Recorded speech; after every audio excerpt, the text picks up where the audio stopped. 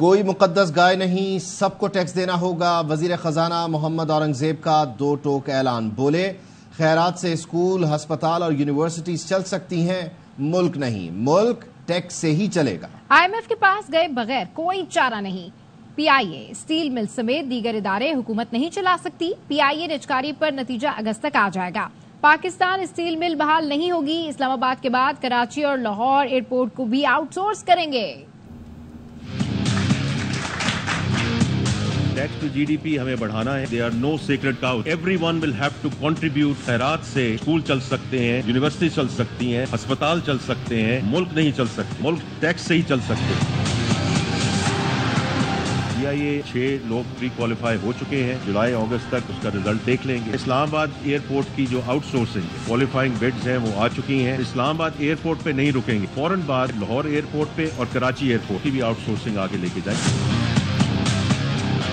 1 trillion کا خسارہ اب ہم برداشت نہیں کر سکتے۔ اسٹیل مل کا آپ دیکھ، لوگ بھی بیٹھے ہیں، سوئی گیس ہے وہ بھی پرووائڈ کی جا رہی ہے، with zero chances of that mill being revived جو صرف اسکریپ میں بچے گی۔ ایک چیز بڑی کلیئر ہے کہ یہ پبلک سیکٹر میں نہیں رہ سکتے۔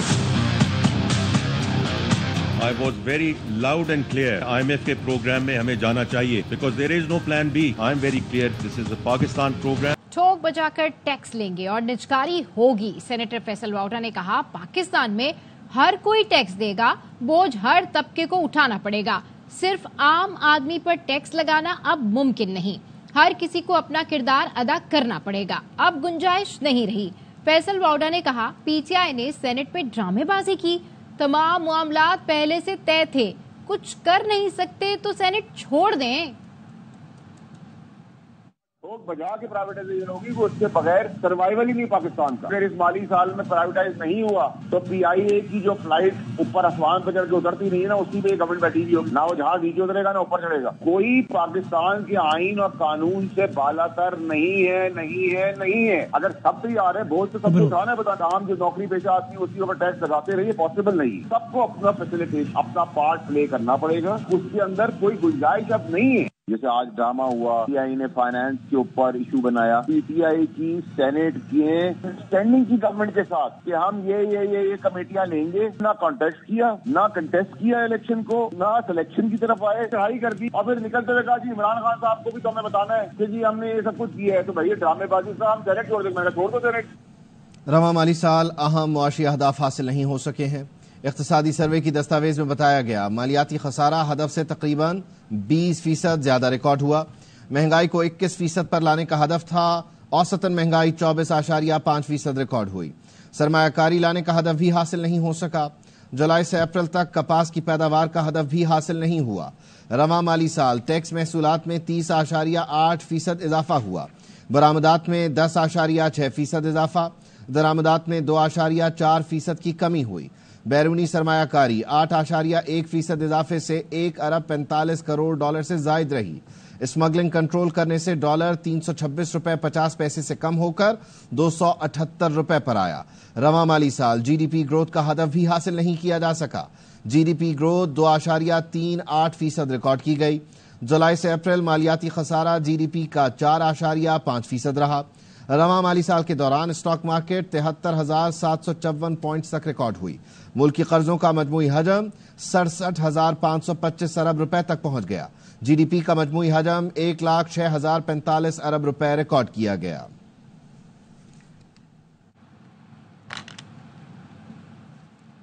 عوام ہو جائیں تیار، آئندہ بجٹ میں ہوگی ٹیکسوں کی بھرمار، پہلی بار نئے ریونیو اقدامات لیے جائیں گے، مہنگائی بڑھنے کا خدشہ ہے۔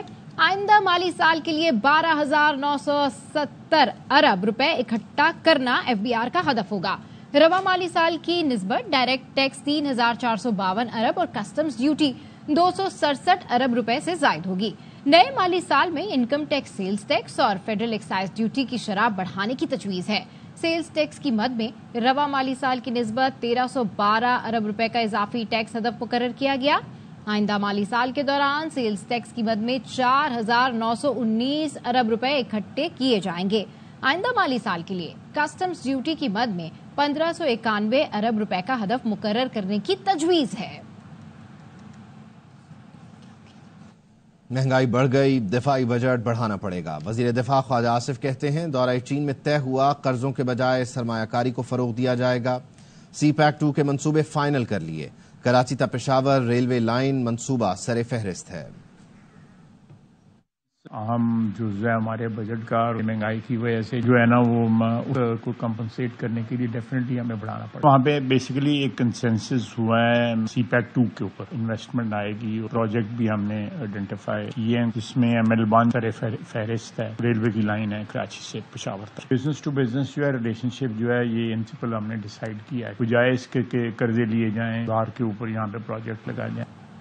پٹھان، پنجابی، بلوچ، نا سندھی، آپ سب پاکستانی ہیں۔ وزیر داخلہ کا ایف سی ٹریننگ سینٹر شب قدر میں شہداء پریڈ سے خطاب۔ محسن نقوی نے کہا پاکستانی بن کر سوچیں گے تو جیت آپ کی ہوگی۔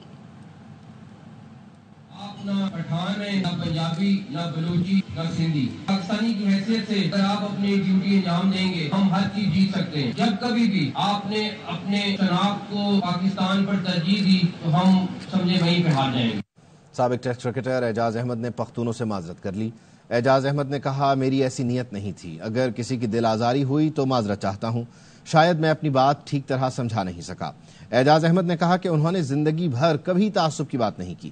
وسیم جونیئر، محمد حارث، حیدر علی میرے ہاتھوں سے نکلے ہیں۔ جنید خان نے پہلا انڈر 19 ٹور میرے ساتھ کیا تھا۔ کے پی کے کھلاڑی بہت اچھی جسامت والے اور طاقتور ہیں۔ میرا مقصد صرف یہ تھا کہ کرکٹ کی ایجوکیشن دی جائے، پی سی بی کے پی میں ہائی پرفارمنس سینٹر بنائے۔ میں نے اپنی بات صحیح طرح سمجھا نہیں سکا، دل آزاری ہوئی ہے تو میں اس کے لیے معذرت خواہ ہوں۔ میری بالکل ایسی انٹینشنز نہیں تھی، نہ ہی میں نے کبھی تعصب کی بات کی ہے زندگی میں کبھی۔ وسیم جونیئر، حارث خان، حیدر علی، حسیب اللہ، وہاں سے عباس فریدی اس وقت ٹیم میں، عرفان نیازی ابھی کھیلا ہے، یہ سارے پلیئر میرے ہاتھ سے نکلے ہیں۔ جنید خان بھی پہلا ٹور میرے ساتھ اس نے انڈر 19 کا کیا تھا۔ کے پی میں اور ناردرن ایریا میں ہماری 70% کرکٹ وہاں پہ چلے گیا اور وہاں پہ ہمارے پاس اس طرح کی فیسلٹیز نہیں ہیں۔ پی سی بی کو چاہیے کہ وہاں پہ ہائی پرفارمنس سینٹرز بنائے جائیں اور وہاں پہ فیسلٹیز کریٹ کی جائیں کہ ہمارے پلیئر ایجوکیٹ ہو سکیں۔ میں کرکٹنگ ایجوکیشن کی بات کر رہا ہوں۔ شاہد افریدی اور یونس خان دونوں پلیئر جو ہیں وہ بھی کے پی سے بلانگ کرتے ہیں اور وہ کراچی میں جا کے انہوں نے ساری اپنی کرکٹ کھیلی۔ کے پی کے جو پلیئرز ہیں وہ بڑے ہیویلی بلڈ اور اسٹرانگ ہیں اور ہمیں صرف ان کو ایجوکیٹ کرنا ہے، ان کو ایک کرکٹنگ ایجوکیشن دینی، پریشر ہینڈلنگ وہ ان کو آنی چاہیے before they go to international cricket. یہاں وقت ایک بریک کا، ہمارے ساتھ رہیے۔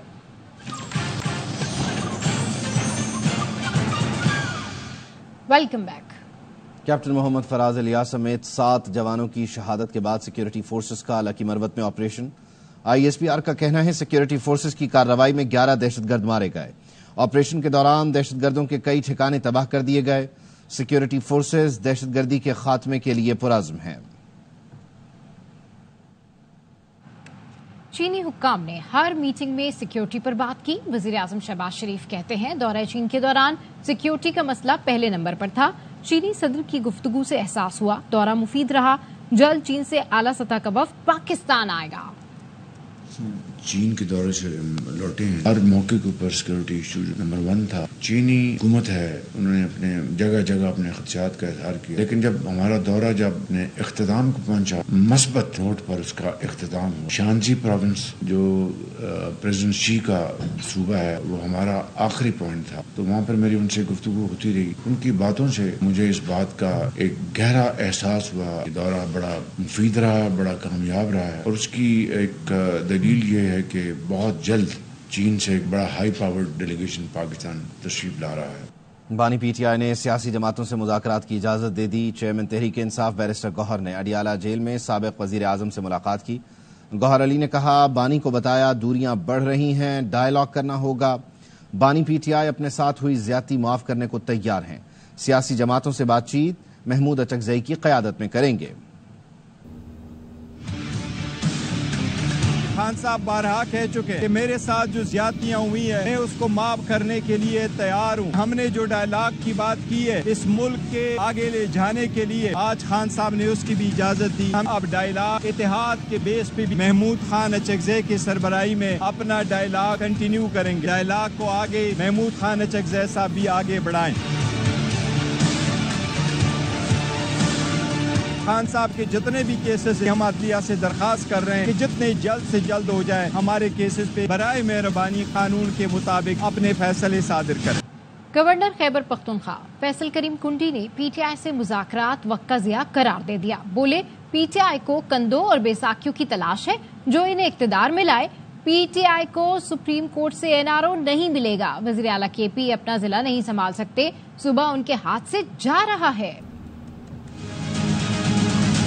तो अभी सुन्नी इत्तेहाद कौंसिल में वो जम हुई पड़ी है, टाइम का ज़या है, साथ मज़ाकरात करें तो कभी मज़ाकरात नहीं करेंगे। उनका एक ही मोटो है कि किसी के कंधे पे किसी के सहारे की जरूरत है, उनको बेसाखियों की जरूरत है कि वो इक़्तिदार में आ जाएं। कंधे वो बेसाखियाँ वो खत्म हो चुके हैं, आपको आवाम की अदालत में आना पड़ेगा। अगर वो सुप्रीम कोर्ट में भी गए हैं तो एक लफ्ज़ तो बिल्कुल क्लियर है, एनआरओ नहीं मिलना कॉमेडी शो होता है, हमें बड़ा मज़ा आता है।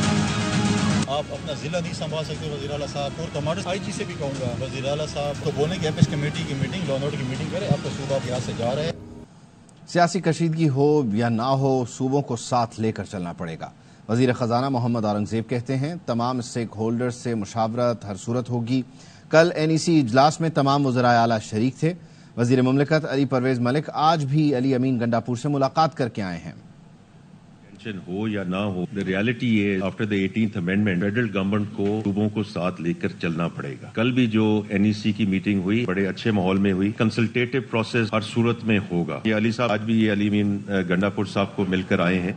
कराची वालों को म्यूनिसिपल टैक्स भी बिजली के बिल में देना पड़ेगा। सिटी कौंसिल इजलास में करारदाद मंजूर।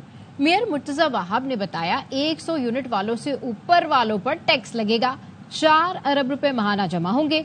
करारदाद के खिलाफ जमात इस्लामी का शोर शराबा और एहतजाज, चोर चोर के इलेक्ट्रिक चोर के नारे लगाए। तक के जो लोग हैं मुकम्मल इस्तिस्ना है, उनसे टैक्स नहीं लिया जाएगा। 100 से 220 रुपए, 200 से 340 रुपए, 300 से 40 100 रुपए, 400 से 500 125 रुपए, 500 से 600 150 रुपए, 600 से 700 175 रुपए। ये करारदाद कसरत राय से मंजूर की जाती है जो सेशन जज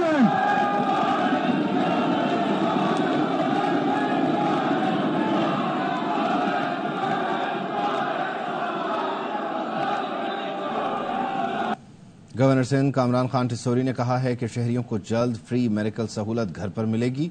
2 दिन में बाज़ाब्ता ऐलान करूंगा। गवर्नर सिंध ने कहा चीन के कौंसल जनरल गवर्नर हाउस आए थे। सी पैक के तहत जो मंसूबे कराची में होंगे उन पर नजर रखने के लिए गवर्नर हाउस और चीनी काउंसिल खाना फोकल पर्सन मुकर्रर करेंगे।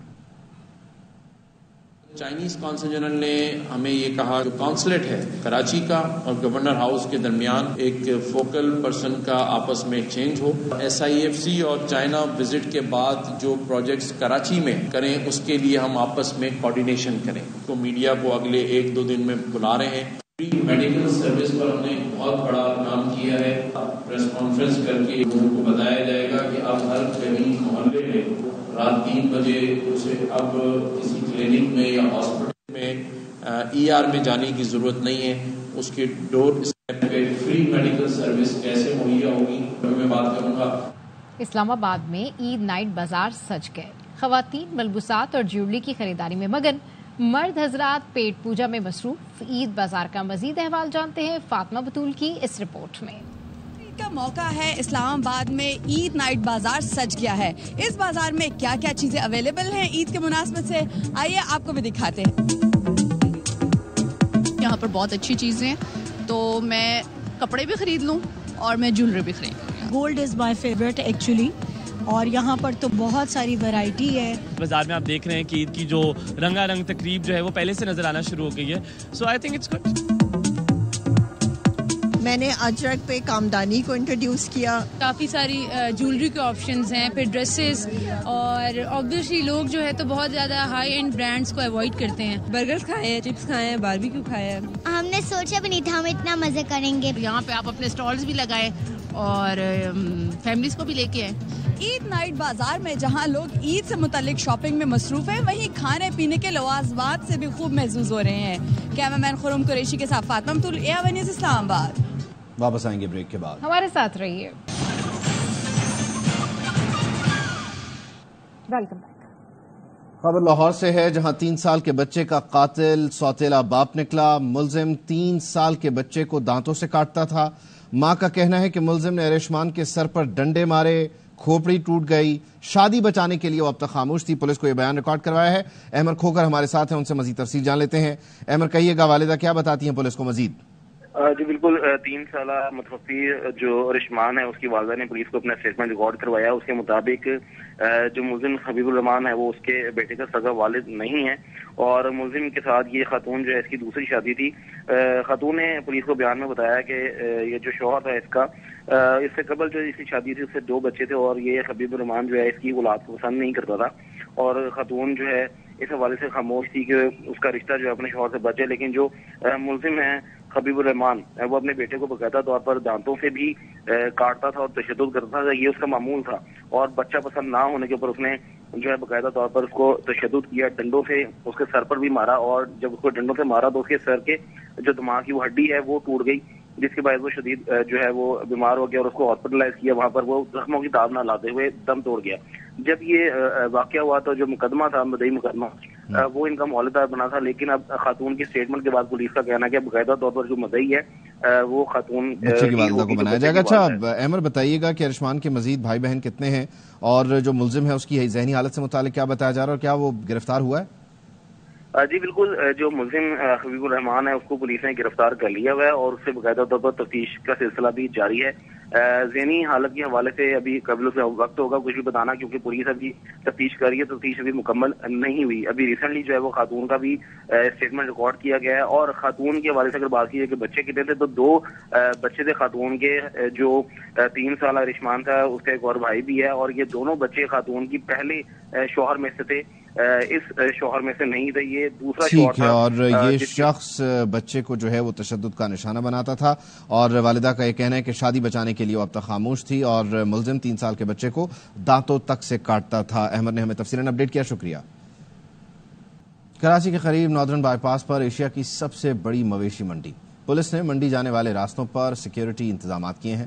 3000 سے زائد پولیس دیگر سیکیورٹی اداروں کے اہلکار 3 شفٹوں میں تعینات ہیں۔ افضل خان کی رپورٹ۔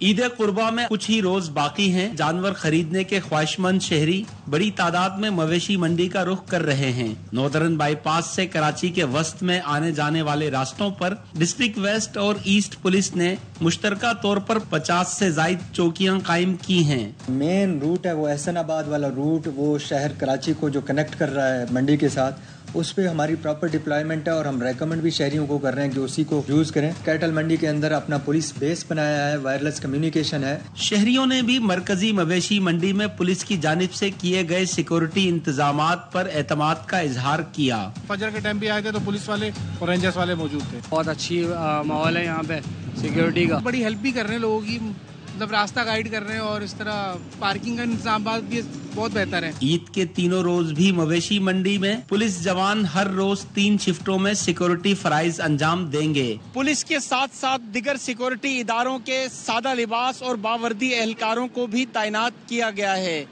کیمرہ مین اماد ریاض کے ساتھ افضل خان، ARY نیوز۔ غزہ میں انسانی امداد کی فراہمی کے حوالے سے اردن میں ہنگامی اجلاس، نائب وزیر اعظم اسحاق ڈار کی شرکت۔ شرکاء نے اسرائیل اور حماس سے جنگ بندی معاہدے پر عمل درآمد کرنے پر زور دیا۔ اسحاق ڈار نے کہا پاکستان 2000 ٹن امدادی سامان غزہ بھیج چکا ہے، اسرائیل کو ہتھیاروں کی فروخت پر پابندی اور غزہ سے انخلاء یقینی بنانا ہوگا۔ پاک بحریہ کے نئے جہاز PNS بابر کے عملے کی ترکی میں تربیت مکمل، ٹریننگ کرنے کا ترکش نیول فورسز پاک بحریہ نے مشترکہ طور پر کیا۔ ISPR کے مطابق گولچک نیول بیس میں عملے کو مختلف بحری آپریشنز کے لیے تربیت دی گئی۔ ٹریننگ کا مقصد دونوں بحری افواج میں باہمی تعلقات کو مزید مضبوط بنانا تھا۔ ترک بحریہ کے اعلی حکام نے پاک بحریہ کے آپریشنل اور تربیتی معیار کو سراہا۔ PNS بابر ترکی کے تعاون سے تیار کیا گیا ہے، جبکہ پاک ترک معاہدے کے تحت مزید 4 جہاز تیار کیے جا رہے ہیں۔ سکھر کی مویشی منڈی میں خوبصورت اور تگڑے جانور تو آ گئے، لیکن قیمتیں بھی تگڑی ہیں۔ بیوپاریوں اور خریداروں میں بھاؤ تاؤ کے باوجود بات نہیں بن رہی۔